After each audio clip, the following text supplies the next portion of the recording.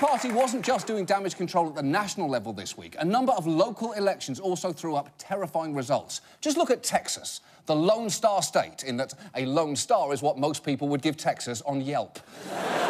This week, voters in Travis County, Texas, voted for a Republican chairman, and look who they picked. Real anger tonight after a man many Republicans considered to be vulgar and brash just won control of their party in Travis County. I'm not politically correct. I'm politically incorrect. I'm like Donald Trump on steroids, sweetheart. So get ready to have some fun reading my Twitter feed. Oh. For a start, that guy's overall look can only be described as guy kicked out of your gym for trying to smell women. Although, in his defence, I'll say this, he's not overselling his Twitter feed, because in just the 48 hours after his election, he actually tweeted, "I am the face of the Republican Party, and I like boobies."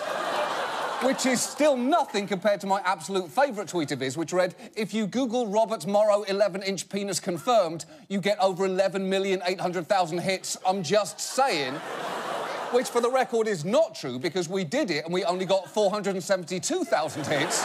Although, interestingly, if you Google Robert Morrow 1-inch penis confirmed, the results go up by 150,000. But that's not the point. That's not the point. The point is, this guy is now an actual elected official, chair of the Travis County Republican Party. This guy. Do you think Hillary Clinton would swallow your cum, or would it be more of a Lorena Bobbitt type situation? George W. Bush is like Rick Perry. Both of them were closet homosexuals. That's my personal opinion. George Herbert Walker Bush was being provided young teen boys to have sex with. I think Barack Obama is a gay man who got married. Bill Clinton, serial rapist. Hillary Clinton, rampaging bisexual adulterer. Rick Perry, rampaging bisexual adulterer. Yes, that all sounds appalling, but to be fair, the question he was asked was, what sounds does Ann Coulter make as she falls down the stairs? So, with that context, he's not entirely wrong. And, look, he wasn't even the only candidate to embarrass the Republican Party in Texas this week. Let me introduce you to Mary Lou Brunner, a woman who, based on her jacket, I can only assume was a member of the 1996 women's gymnastics team. Is she Kerri Strug? I think she's Kerri Strug. She's running a successful campaign for a place on the Texas State Board of Education. So let's find out some more about her.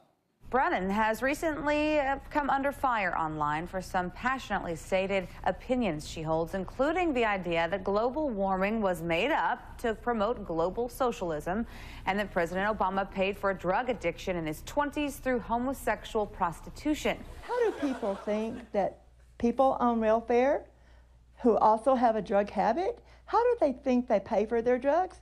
Well, they steal, they prostitute themselves. Say what you will about that woman, I would read any history textbook she had a part in creating. Wait, Teddy Roosevelt fathered an illegitimate child that was half human, half bear. Why did nobody tell me this?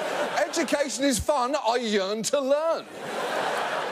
And look, the Texas State Board of Education is not known for having the least controversial personnel in the country, but she seems extreme even for them. She's previously written that the dinosaurs were on Noah's Ark, but went extinct afterward because, and I quote, "they may have been babies and not able to reproduce. It might make sense to take the small dinosaurs onto the Ark instead of the ones bigger than a bus."